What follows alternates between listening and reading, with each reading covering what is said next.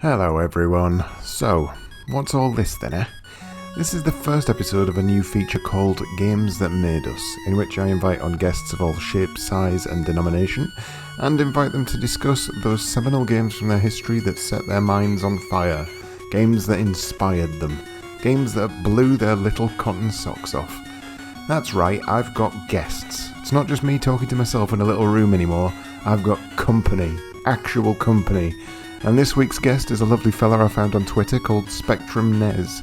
He's currently putting together ZZAP Birmingham, a retro gaming event in Birmingham.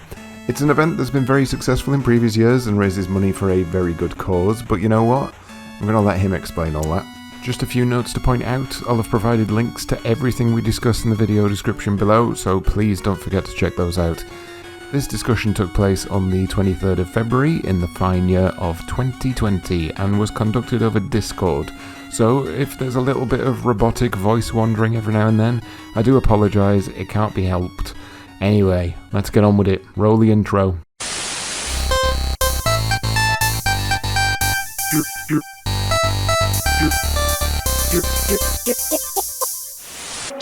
So, first episode.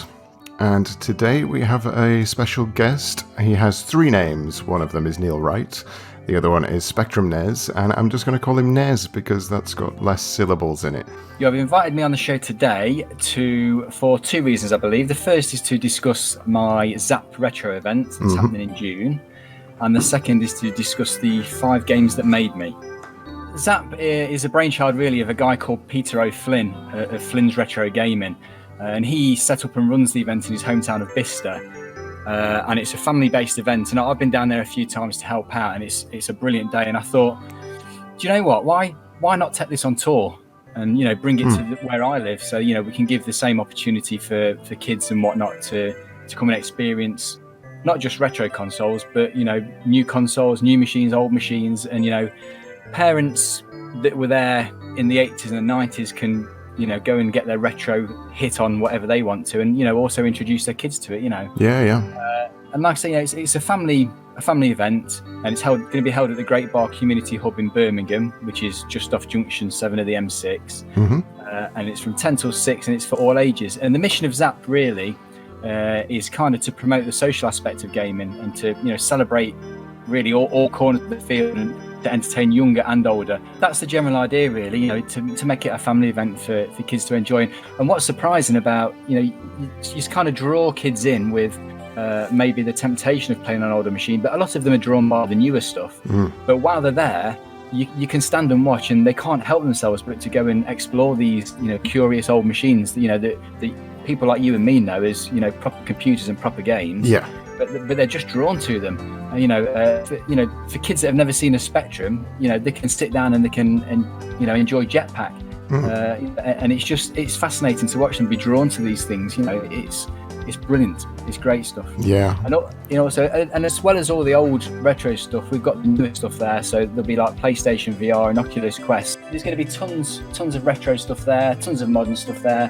We're going to have competitions for people to play on. So usually at the Bicester event, and we're going to mirror that up at the Birmingham event, we're going to have Street Fighter 2 competitions, Mario Kart competitions, and blind Pac-Man, where one person wears a hat over the head and the other person has to tell them where to move. It's always good for a laugh. There's going to be prizes for people who get the best scores throughout the day.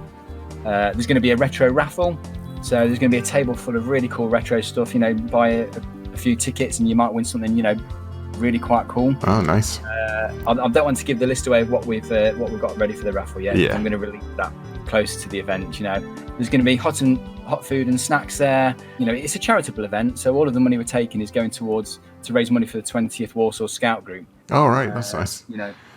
I was in the Scouts and it did me the world of good. And a lot of people I speak to, got very good things to say about scouting. My son's in the Scouts, and these guys do great work taking kids out on camping trips and doing really, really good things and giving them experiences that they might not ordinarily get to do. And also at the event, we're supported and sponsored by the Toy Planet.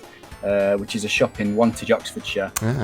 And Steve, the guy that runs it, he's going to be coming up with all this really cool retro merch to sell. So all retro games, video games, but also retro figures and things like that as well. A broad range of things from the 80s and 90s. Nice. To, peruse through and buy if they want to.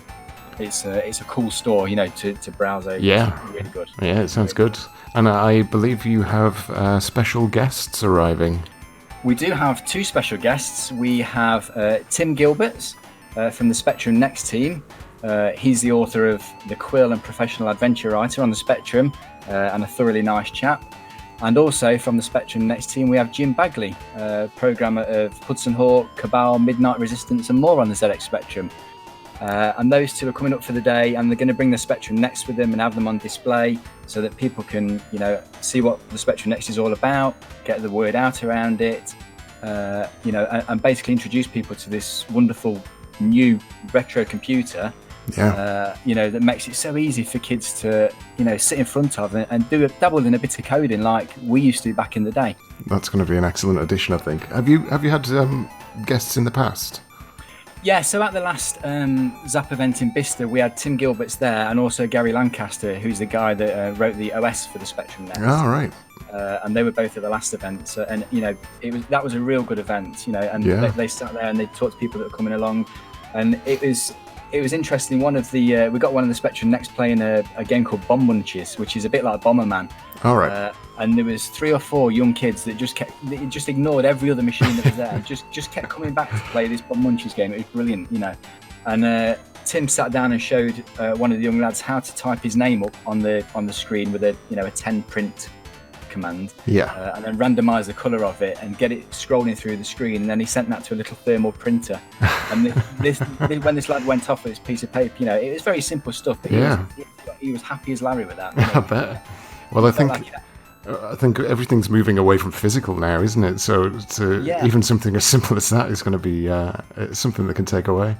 Yeah, that lad definitely felt like he'd achieved something on that computer, and he was chuffed to bits with that. A list of some of the stuff we're going to have there. We're going to have the Atari 2600, CD32, Sega Saturn, Neo Geo X, PC Engine, Sega Master System 1 and 2, the Mega Drive, Dreamcast, NES, SNES, N64, GameCube, Wii, Wii U, PlayStation 1, 2, 3, 4, Xbox, Xbox 360, Xbox One, PlayStation VR, Oculus Quest, and then on the computer side, there's a whole raft of computers, but also including Commodore 16, Commodore 64, Commodore Amiga, Amstrad CPC 464, Speccy 48, 128 Toast Rack, SpectrumNez, and others, but that's just a short list.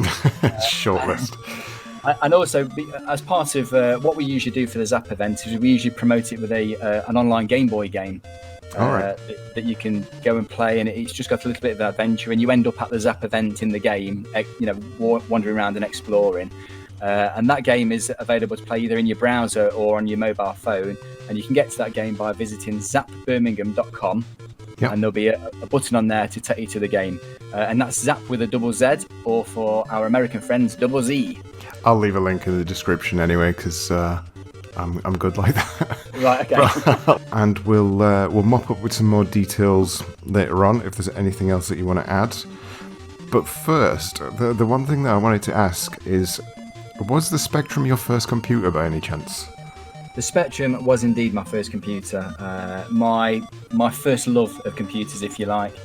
I still, in my mind, is clear the photo of me opening my first Spectrum at Christmas, and the look of joy on my face. I can still feel that same joy within me when I opened it, and I just could not believe what my mum and dad had bought me. It was just like, it was mind-blowing. Yeah. Because it was like the start of, for me, the start of the computer revolution. It was just like, wow, I've got a Spectrum. Yeah. It was just absolutely amazing feeling. I'll be honest, that was a completely leading question, because I've seen about 5 pictures of you as a kid in front of a Spectrum.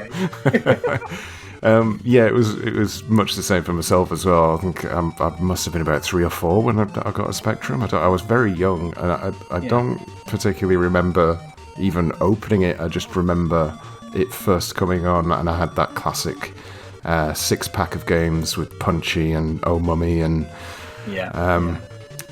not particularly amazing games, but obviously at the time there was nothing quite like it. Exactly, and some of those games, looking back at them now, you wouldn't even give them a second look, because they're ugly and they're hard to play. Well, unfortunately, I do have to give quite a lot of them a second look. But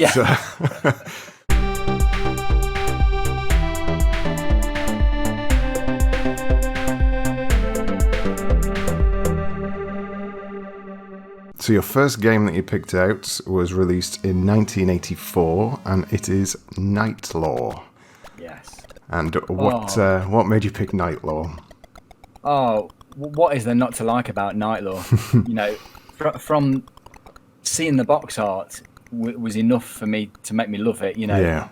It was mysterious, and it was, like nothing I'd seen before. This wonderful cardboard box with this orange frontage of this weird picture on, and you open it up and you've got the instructions inside that have got like it's not traditional instructions, almost like almost like poetry inside. And loading it up and seeing the isometric graphics. I mean, I played Anti-Tap before, which was almost as mind-blowing. Yeah. But this to me was on a completely different level, and it was spooky. That's what sticks in my mind. As a young child playing this game, walking along and then all of a sudden turning into a werewolf. Yes. It was spooky. It was like there was something weird going on, and I wasn't quite sure what it was. But it was almost like playing a film. It sounds stupid now, but the realism in that game compared to Spectrum games before it was just absolutely mind-blowing. Moving around in 3D. Oh, there's some tables there. Look, I can just go and push them, and not only push them but push the top one off if I want to. I'm pretty sure it was Night Law. I know I had Night Law and the Batman 3D game with a similar style, and I know for a fact it was either one of those two games that had a physicality to it. So I can certainly understand that whole creepy thing, because I think for the first time seeing something moving so smoothly in 3D and having that physicality did make the werewolf changing quite ominous.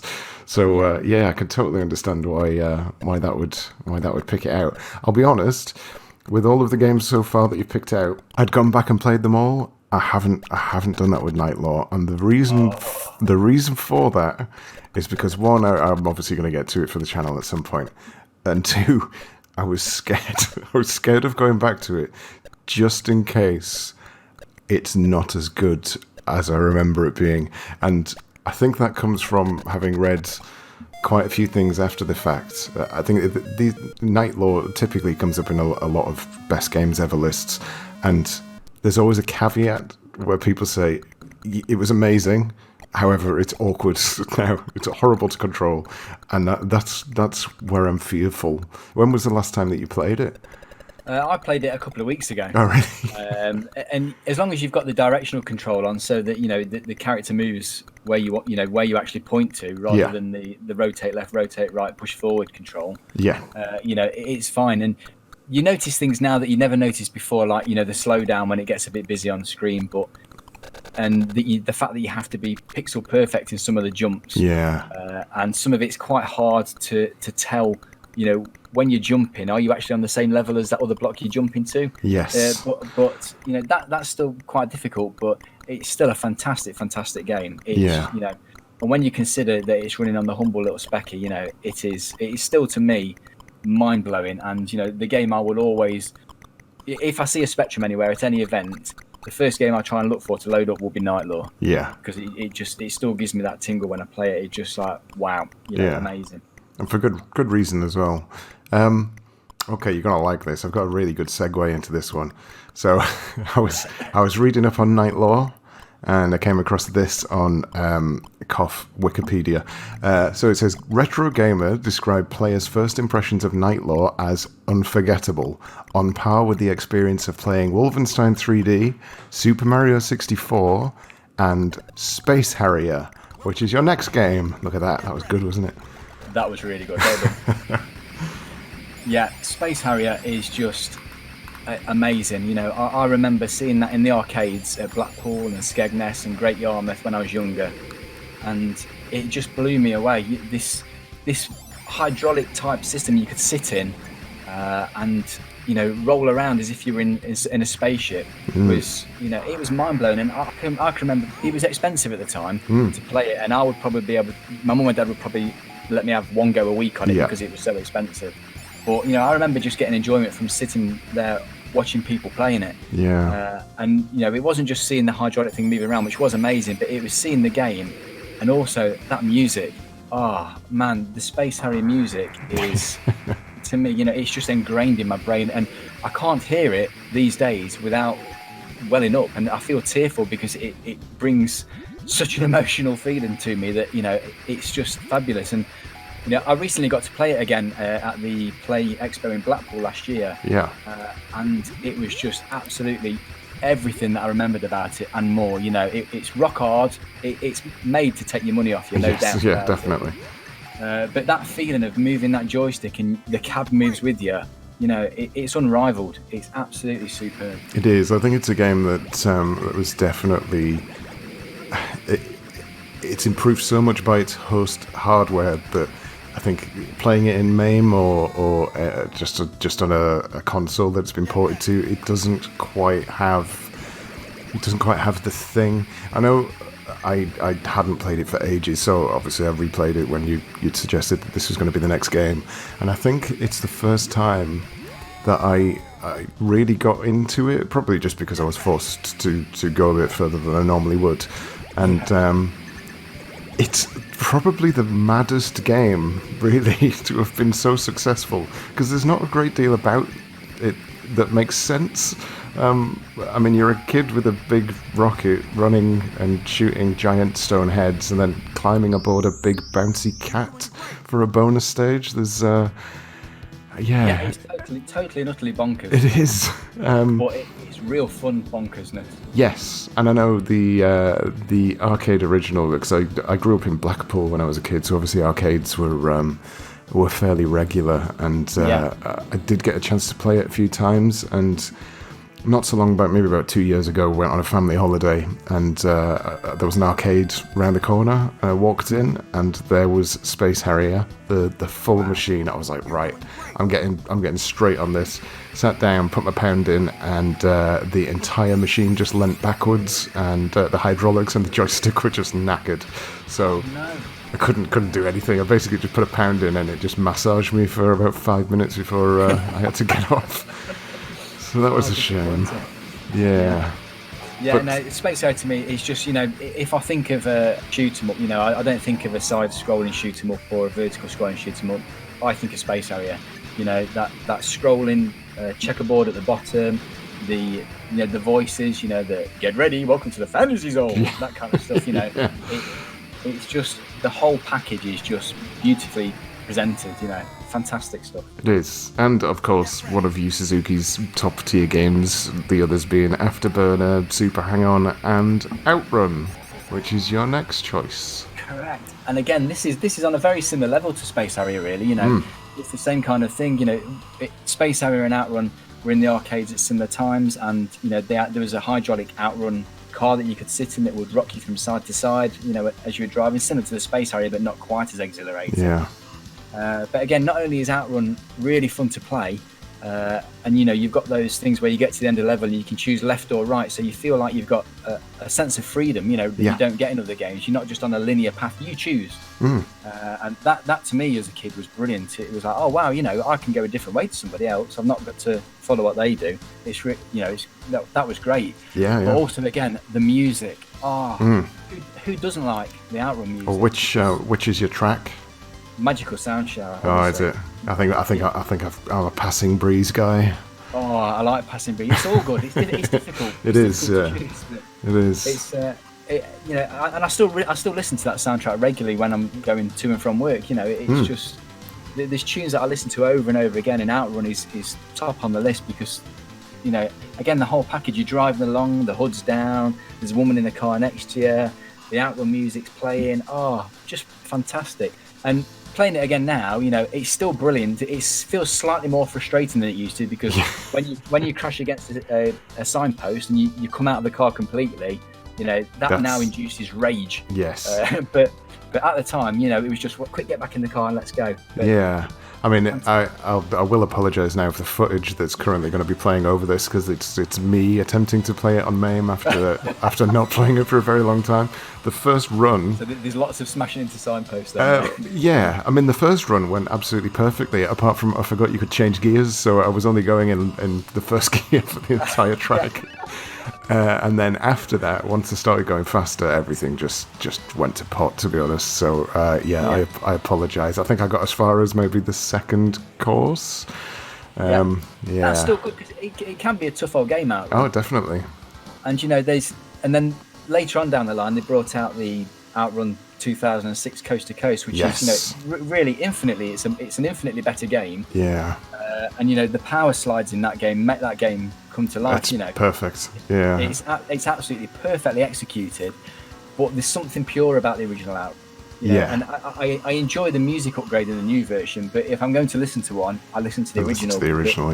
Yeah, it's so much purer. It's nice. It's good stuff. It's definitely one of maybe 3 or 4 games that I can specifically remember my dad, who just wasn't really interested in games at all, but Outrun had that cross appeal. I mean, it's effectively you sit down in a car that you'll never own in your life, and you drive it as fast as you can. And I think even back then, my dad was like, "Yeah, I'm getting in that car." Yeah. So it's a nice memory. I think weirdly enough, the other one that sticks out in my mind is Rampage. I don't know what it was about Rampage he enjoyed, but there you go. Yeah, there's a lot of love for Rampage out there. The monsters smashing the buildings and eating people. Yeah. You can't go wrong with that kind of activity. Yeah, my dad just obviously got a strange cross between Outrun and punching buildings, but there you go. But when I was looking up some various stats for Outrun, it was Sega's best-selling arcade cabinet of the whole of the 80s and the fastest-selling and best-selling game in the UK of 1987. So that does not surprise me one bit. That's a big success, really. Poor Sega. And I think a lot of that is down to the music. yeah, that's true. The soundtrack is it's got to be in the top 5 of any game ever made, I would say. Yeah. And the specky version of Outrun is particularly poor, really, when compared to something like Chase HQ. But you got the audio cassette with the specky version, so even though the game was rubbish, you got the soundtrack. So I've not gone. I didn't have the Spectrum. It's strange because my dad. That was the other game my dad liked. R-Type, again, completely different to every other game. Yeah. But he bought me R-Type, and it was in that big box. It came with like 2 tapes in a massive box. All I ever seem to remember about the game is the first level, because that's all I could do, and a massive box. But with Outrun, I would have expected him to have bought that straight away, and it must have passed us all by because it never turned up in my collection. So at some point, I will put the Spectrum version of Outrun to the test and see what it's made of. But I mean, it's a game that had tons of home conversions, and obviously you mentioned you weren't a fan of the Spectrum version, but there is another game that you're not a fan of the Spectrum version of, and that is Pac-land, the arcade version of which is your next choice. Oh, Pac-land. Whenever I go to any kind of retro event that's got arcade machines, there are certain machines that I hunt out. Space Harrier, Outrun, and Pac-land. Mm-hmm. And Pac-land to me is just the perfect running and platforming type game. It's you got cute characters in there. You've got all these little secrets and it's tips that you can run. You can push the little fire hydrant things, but only certain ones of them, and you get a special hat that protects you from the ghosts that are dropped down. You can jump in special places and get extra points. You can push cactuses and get extra points and lives and things. And all these that you get from just playing it over and over again and testing things out.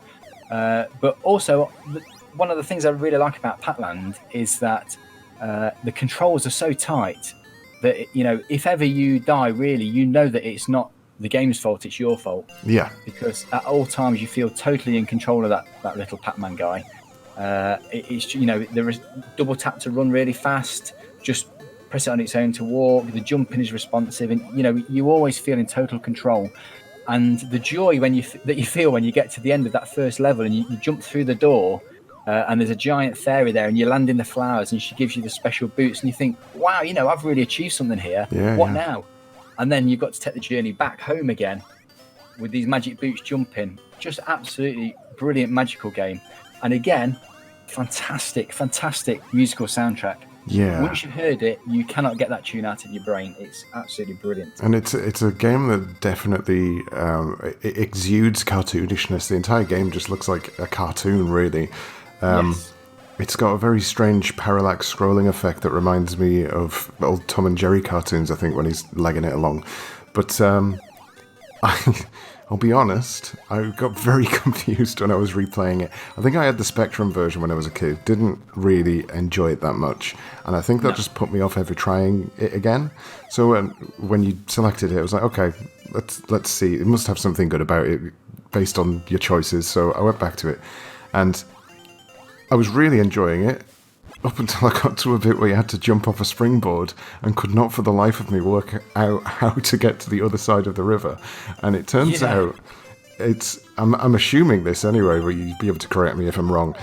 I assume that the arcade machine is just buttons and not a joystick. It depends. There's multiple different versions of the arcade, actually. Right, okay. Because there's one that I always refuse to play where the Pac-Man graphic is different. He's got a little stubby nose. Right. And I always look out for the one where he's got the pointy nose, because the little secrets of pushing the fire hydrants and things, some versions haven't got those, and some versions have got them in different places. So I always look out for the pointy nose Pac-Man. But usually when you jump off the springboard, if you're playing the version with the joystick, it's a frantic tapping of the joystick to the right to make him carry on. Yes. And the version with the buttons, obviously, is tapping the buttons.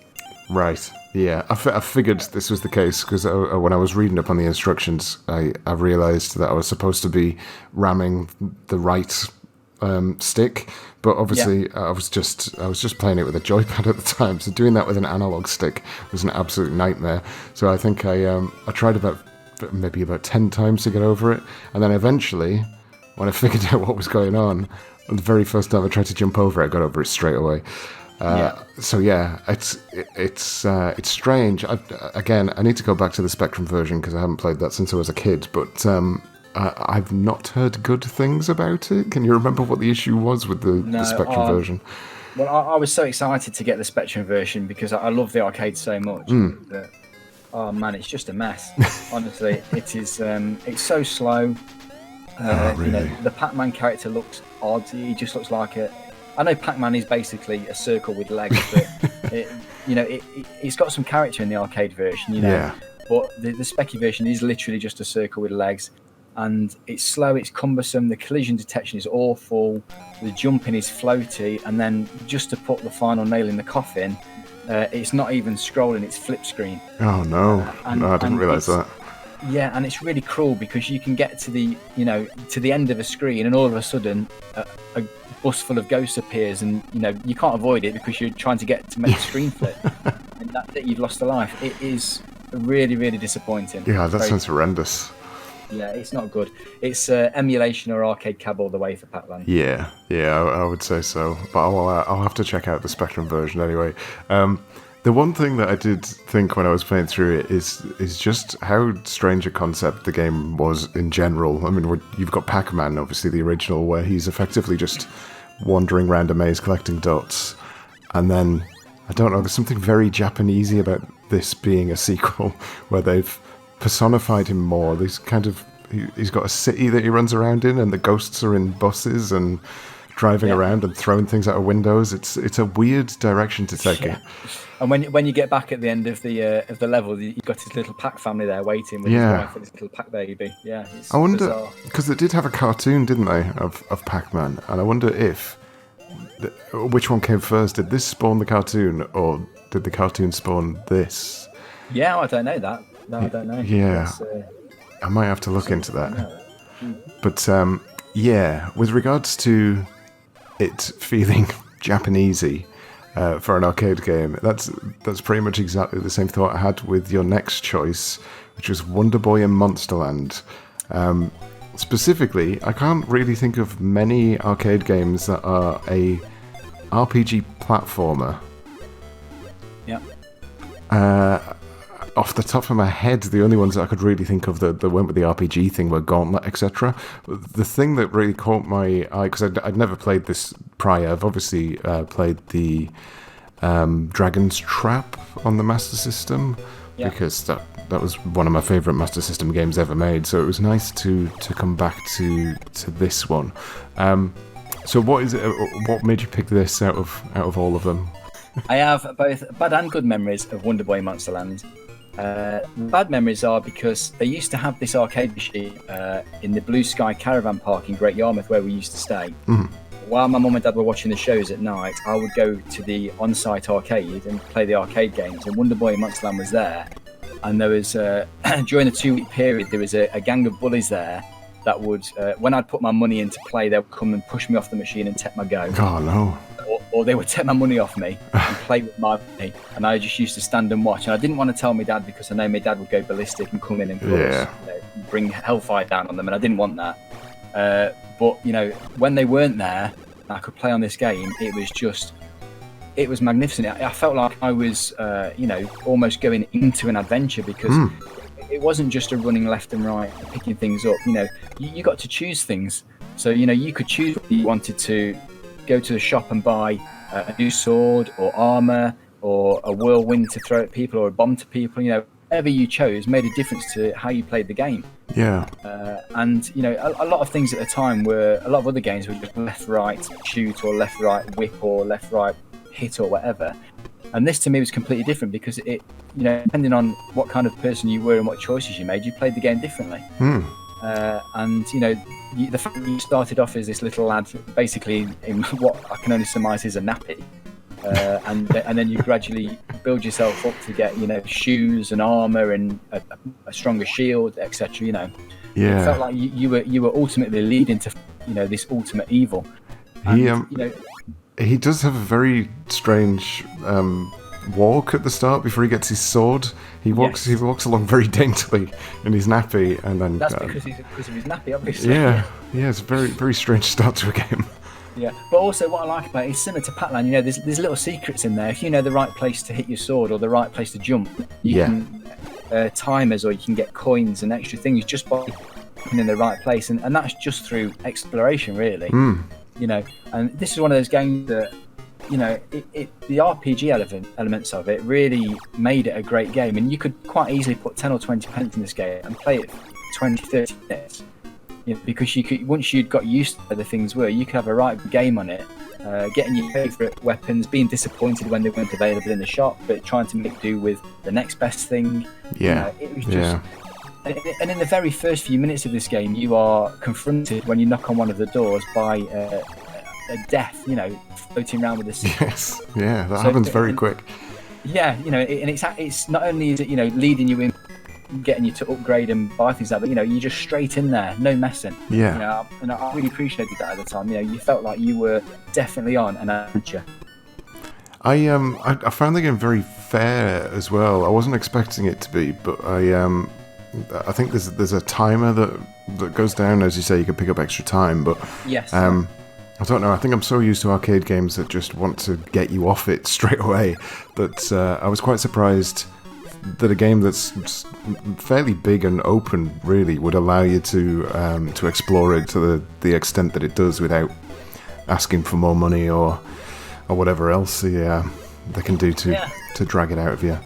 Yeah, well, like I said, I could quite happily put 10 or 20 pence in that and be on it for half an hour. There were many games back in the day that you could do. They were there really for kids to have enjoyment from, not just to, they were going to take your pocket money, obviously. Yes. But if you were good at it, you could have a fair good go on it. Midnight Resistance was another one. I could put 20 pence in that and complete it on one credit, and I'd be on there for 40 minutes while people were snarling behind me. Yeah.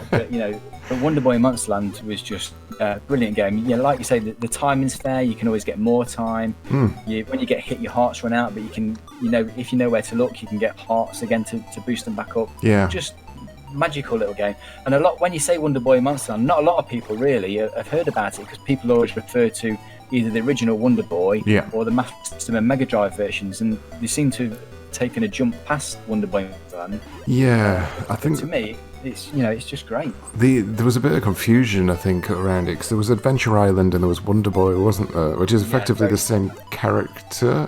From what I understand, it was Hudson Soft and someone else. Can't remember the other company now. I'll look that up. They essentially took the Wonder Boy character in two completely different directions.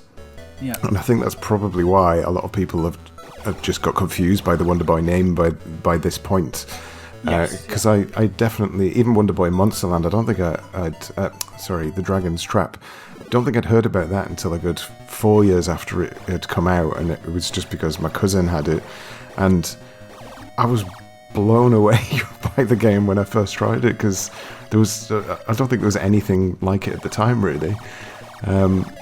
Yeah, it was effectively like what Zelda was doing for top-down action RPGs. Wonder Boy was doing it for the side-scrolling ones. I will say, though, the version that I played on MAME, the initial one that I looked at was Japanese. Obviously, I didn't have a clue what anyone was saying because I don't speak Japanese. But I did find an English version which has some of the shonkiest translations. So I was wondering when you said that when you picked this game out, was it an English version that you played or a Japanese version? Yeah, no, it was always the English version. Right. Because like I say, my memories of it are mainly from an arcade in Great Yarmouth. Yeah. It was always English, but I wonder if it's the same translation. It'll be interesting when the footage plays back. Have a look at some of the text that comes out of these guys' mouths, because I'm sure when you die, it just in massive words from the screen, it says something along the lines of "you took drug," and then it just brings you back to life again. It's some really weird translations in there. Yeah, I'll definitely take a look at that. And again, and going back to the Spectrum version of this, the Specky version of this was actually really good. It was all monochrome. Yeah. It played essentially the same. The only thing that was missing, really, again, the wonderful soundtrack, because Wonder Boy Monsterland has got a really catchy little ditty. Yeah, it does. On quite a few of the levels, and that was the only thing missing from the Specky version, really. But I spent hours and hours on the Specky version, just as I did the arcade. Yeah, I genuinely had no idea it existed until I was looking through information on just Wonder Boy in general, and it mentioned that there was a Spectrum version. That really surprised me. That one completely passed me by. There was one other thing I was going to mention with regards to the Master System version of Wonder Boy, which again I'll put up on the screen, but it's such a strange cover art. It looks like he's having the best time murdering people on the front cover of the Master System box. So I'm just going to throw that picture up there because it just made me laugh. So I've had a segue for every one of these games so far, and I honestly couldn't think of a single thing to link this game and the next game other than a base. They are both 2D side-scrollers. That's all I've got. So the next game, Shadow of the Beast for the Amiga. Wow. Yeah. So I remember first seeing Shadow of the Beast while I was on holiday in Skegness, and there was a tandy shop on the corner, and I remember walking past and hearing this music and thinking, "What's that? Yeah. That sounds incredible." And I walked into this tandy shop with Mum and Dad, behind me, and stood in front of this computer, and there was this scrolling on the screen. It just said Beast in big red letters, and they got it hooked up to this hi-fi system, and it was just playing this music. I was like, what is this? This is just amazing. And it got this parallax scrolling field, and it was like nothing I'd ever seen on or heard on a home computer before, and my jaw literally hit the floor, and I decided there and then, I have got to get one of these. Yeah. This is where computing is going. This is just amazing. And ultimately that led to the sale of my Spectrum and all my Spectrum gear in order to fund an Amiga, which looking back on it, it would have been nice to keep all that, but back in the day we didn't have the money, so no, exactly. You had to sell your old stuff to get the new stuff. And I remember playing Shadow of the Beast, which looking back on it now is really rubbish game. It's hard to play. It's impossibly unfair. Yep. With things just springing out of you all over the place. But man, the graphics and that sound is just unbelievable. It is incredible. I mean, they were showing off so much with the parallax scrolling. It's like there's about 20 layers of parallax scrolling on any screen. Yeah. And that bit of music that plays over that is great, but the actual intro music is my favourite piece, and that's one again I still listen to weekly on the train to work, because that intro music is just, again, it sends shivers down my spine. It's just the most fantastic piece of music I've ever heard come from a computer. Yeah, I mean, I'm honestly glad that you said that the game's rubbish now, because I hated Shadow of the Beast. I think I came to it far too late. I think the only time I'd ever really seen it, strangely enough, was on Games Master, and one of the kids was asking, basically, what do you do? And Games Master said, oh, you just have to go left, because right at the start of the game, everyone assumes, oh, it's a game, you go right, but Shadow of the Beast just threw that one in there. No, you have to go left. It's a terrible game, and I punished myself to play it for hours, but that was really because I wanted to see the next graphic and hear the next tune. Because of course. But the game itself, it's awful. Yeah. Awful game. I might have to look it up. Do you know what the story of the game is? Just out of interest. Well, something about you turned into a beast and you've got to turn back into a human, but that's pretty much as I know. Yeah, I will. I'll put the description of the plot up on the screen, because I was reading through it. I was like, this is the most insane thing I've read in a long time. It goes very deep into why you are the beast and why you're trying to change back, but I've never got any of that from the game. Do you know how much it was being sold for when it first released? Can you remember? I honestly cannot remember that. It was £35 with a free T-shirt. Really? Yeah. Oh wow! I tell you what, though, it'd be nice to have that T-shirt now. Yeah, I was going to ask if you by any chance had the T-shirt, but no, obviously not. I must have had it at some point because I had the box game, but again, I sold all that stuff to fund the PC. Yeah. So as the generations have gone on, I've gradually sold and got rid of everything. Yeah. Which I might regret later on in life. I did find this one quote on Wikipedia which made me laugh, and I'm glad you've said again that you don't necessarily have great feelings about Shadow of the Beast, because one of the developers, Edmondson, stated, "It was definitely a case of being in the right place at the right time. Apart from how many colours and layers of parallax and monsters we could squeeze on the screen, no thought went into it whatsoever." Which I thought was the most perfect quote, because that's pretty much how I feel about the game now. Yeah, I think that's probably fair enough, Yeah. And it's similar with the sequels as well, Out of the three Shadow of the Beast games that were on the Amiga back in the day, the third was undoubtedly the most playable one. Oh, okay. The second one was just as rock hard as the first one. Yeah.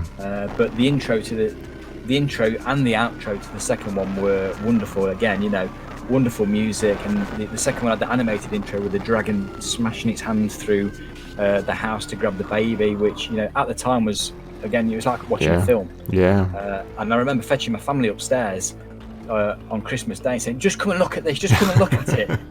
And they were just like looking at each other thinking, what's wrong with this boy? That's nice, dear. Yeah.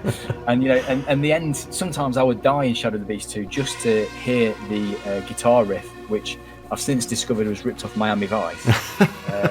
But that end guitar riff with a guy standing there with his chest out to the sky, he's just amazing. But it's still not on a par with that original Shadow of the Beast music, which is probably, although it's a terrible game, I would say it's my best Amiga experience, because it just blew my mind so much. Yeah, that's as good a reason as any for it to be there, really.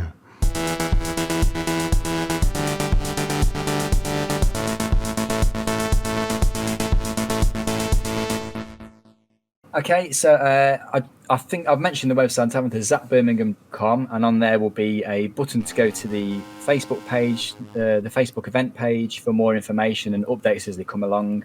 There'll be a button on there to go and play the promotional Game Boy game.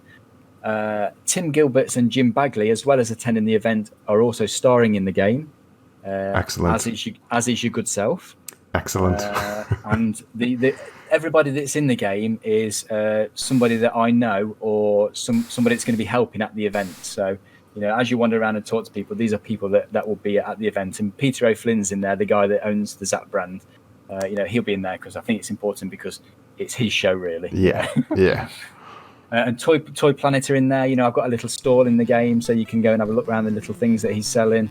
But yeah, like I say, if people are free, it's the 6th of June in Birmingham, in the Great Bar area. All the information's on the website, but it's £5 to come in all day. Come and go as you please, and all money raised goes to a charity of the 20th Warsaw Scout Group. Perfect. Well, I hope it does really well, and obviously, thank you very much for coming on. It's been good talking to you and making you decide which games to discuss. I know it's not easy to pick 6 games to state these have made me, but yeah, good job, and some good choices in there as well.